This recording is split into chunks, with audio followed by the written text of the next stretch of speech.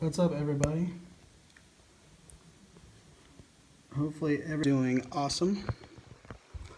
It is a wonderful Wednesday evening, and I am putting in some long hours of work today, but I wanted to jump on real quick and kind of talk about just my thoughts on the awesome news and give a big congratulations. So thank you, Sandra. Thank you guys so much for jumping in, sharing it with your followers.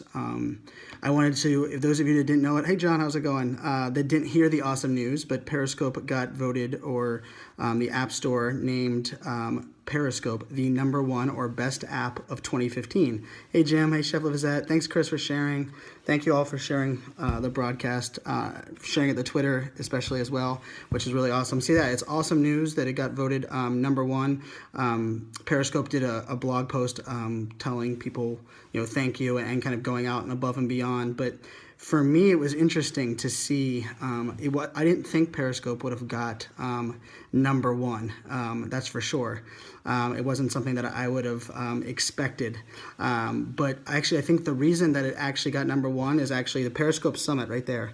Guys, make sure you're following Periscope Summit. I think the Periscope Summit, what I learned at the Periscope Summit is the reason I believe the Periscope app got voted the best of 2015. And it's because of something that we probably don't even think of when we're using this app. Cheers, Periscope Summit. And it's actually something we don't think about. But when brands are leveraging apps and they're talking about technology, most of the time they're focused on a target demographic, and they always want to know, is this latest app like Snapchat? Does it have who's using the app? What's the use cases? How are people doing that? And what I learned hey Rob, thank you guys all so much for jumping in and sharing. But what I actually learned, no hat today. I'm actually at a client conference room here in Santa Clara, California. But actually what I learned at Periscope Summit was Periscope, the app, isn't the reason that it's a game changer. It's actually the ability and the understanding that everybody has a story to tell. And everybody has something to share, and we all can learn from everybody in every walk of life, no matter your background, your color, your industry. And the community is the game changer, but I think the ability to appeal to every single audience, every single background, every single thing, really the power of this app is not me on the stream, but really the story that we all have within us. And it might sound cliche, it might sound corny, but for me, when I went to Periscope Summit, one of the biggest things for me that was really crazy is that there was so many people from so many different walks of life, and I could learn from someone that was, a health coach, or someone that was periscoping when they went gardening, or Mitch Oates, who's in Australia, who's gone scuba diving with Periscope. Hey, what's up, Darren? Pro bloggers in the house. Cheers. Thank you guys so much for sharing. But so for me, what I wanted to share is I actually think about Periscope and live streaming, and I don't even care about the technology itself. I don't care about call to actions, or, I'm working here right now with brands on how they can leverage this. But I think the power of this tool is that we all want the ability to share our story.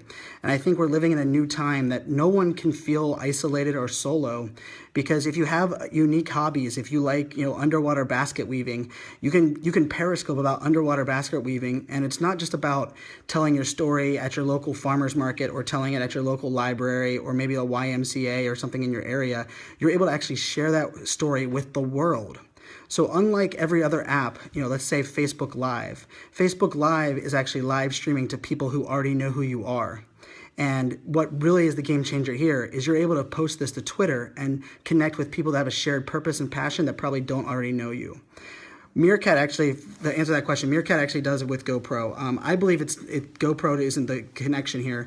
The real power of Periscope is still, in my opinion, the ability. Your scope after the conferences were hyped up. Could see you thought it was a game changer. Yes, you know what? And here's the thing. This is something. Hey, thanks Hillary for jumping in. Appreciate you guys for jumping in. But really, what I work with brands, when I work with a small business, when I work with an enterprise, when I work with thought leaders, no matter what their big size is, I don't ever talk about the technology. I don't ever talk about Periscope. I don't ever talk about growing your followers or adding more hearts. But what I do talk about is, what is your story that you can tell? How can you share unique insights? And have you built a community? And to me, that is the game changer. Periscope is awesome. You know what? And here's the thing. Don't worry about the bots. Don't worry about the content overflow. Because here's the thing. You know how you stand out from the noise? Who named Periscope App of the Year? Oh, Apple did. Here's the best of 2015 via the App Store. So what I actually think is, it's so hard to stand out from the noise. It's so hard to prove that you're authentic. It's so hard to share your knowledge and have a conversation. This scope is only great because I have you guys in here that are asking me questions and are actually part of my story. So I'm sharing my insights, but it's a participatory concept and stream, and it's unlike any other social network in the sense that this grows authenticity so easily. And standing out from the noise, yes, that is a huge challenge, and really finding people. And yes, the best 86 million Twitter could have spent. I couldn't agree more, Jim. And really what I think that's something we can all learn from this is it puts social back in social media. But it really, if we think about it, why do we love technology? We actually love, thank you, Cindy Brown. I saw your tweet earlier about my blog post. I really do appreciate it. We love technology because it allows us to be more productive, more active, or do more things that ultimately allow us to connect with people. And my friend Brian Kramer, who lives down the street here, he always says human to human, right? That's the future. And I believe the future of business is community. And the best way that you build a community, the best way that you relay your message and tell your story, letting people look in your digital eyeballs. That's what I call these right here. You guys are looking at my digital eyeballs. Might look a little tired, a little jet lagged. I'm on the West Coast. But really, your digital eyeballs, you might be able to fake a Periscope here or there. You might be able to convey a message and act like you didn't see comments because you don't want to say, I don't know, or that you're sorry. But, for me, here's something that is important. People were reaching out to me saying, Brian, I can't believe you admitted how wrong you were on Facebook Live. And I was like, why would I not admit it? I was so guaranteeing that Facebook would never roll out a live streaming platform to everybody that I said there's no way they're going to roll this out to everybody. It just doesn't make sense. It's not in their business model. But guess what?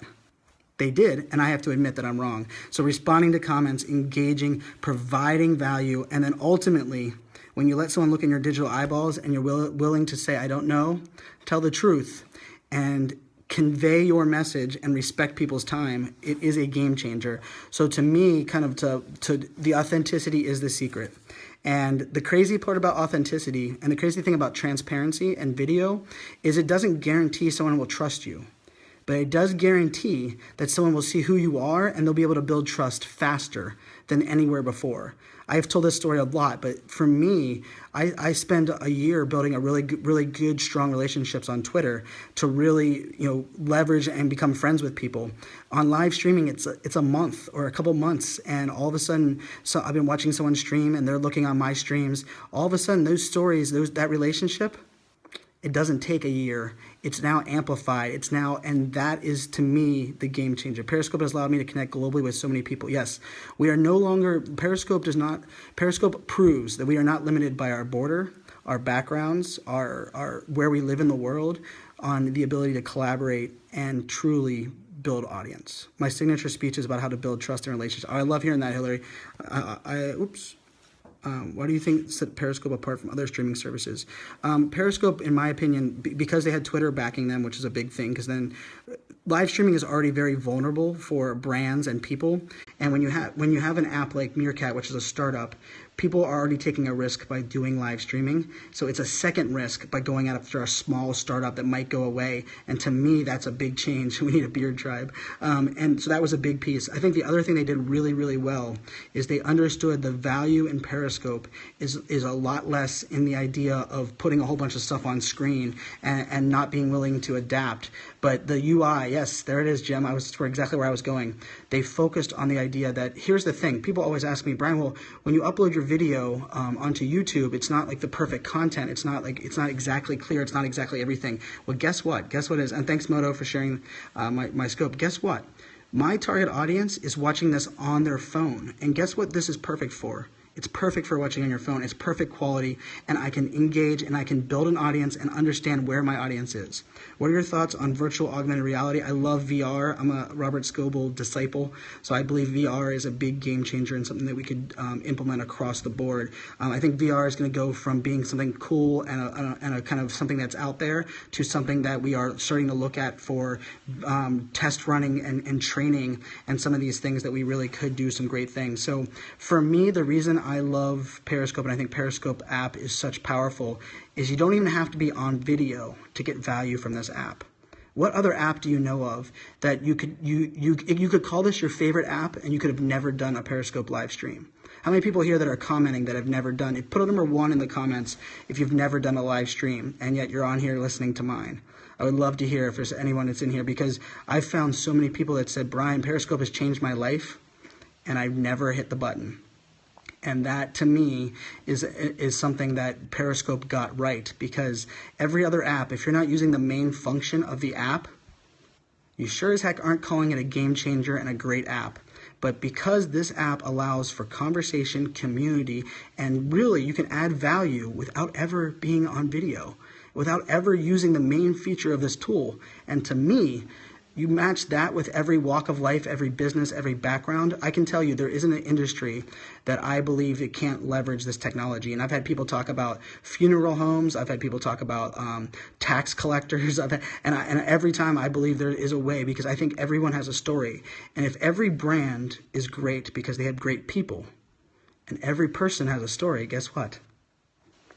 Every brand has a story to tell and can leverage this.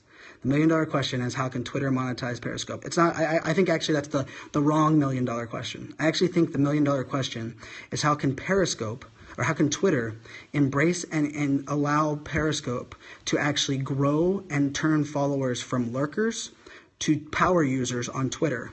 Twitter's problem isn't finding new users for the platform. It's to get people to go from a lurker or a new user on Twitter to a power user. And to do that, it's about authenticity. Dan Gingas in the house. What's up, Dan? How are you? Dan's one of my favorite people. I used to stream our church service. There you go.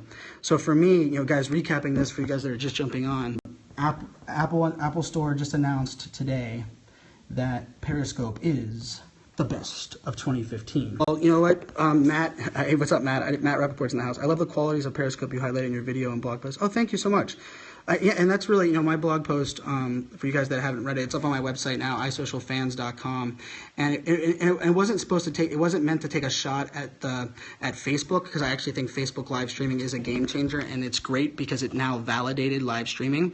But my blog post is the one right here, Dear New Facebook Live Streaming Experts. And really what my point here, and what I highlight in this, in my Periscope, when I ask people to share with their followers, I ask them to share to Twitter, right there, perfect. 888_woman just shared this to Twitter. And the reason I say that I want my audience to share to Twitter even more so than I want them to share to their followers is because I want to grow this community. I want to have people find this app, find this live stream, that don't know who Brian Fanzo is, but they were attracted by the title or the person that was actually asking them to watch this. Because, in my opinion, to grow your community, it has to be unfiltered, and it has to allow you to connect with people that don't know who you are, but you share a common purpose and a common passion. Because remember, I didn't know, exactly, I started on Meerkat, and I still have a bigger following on Meerkat than I do on Periscope today, but I don't Meerkat anymore. I stopped Meerkatting back in November. But here's the thing. I don't think scheduled posts kill authenticity. I think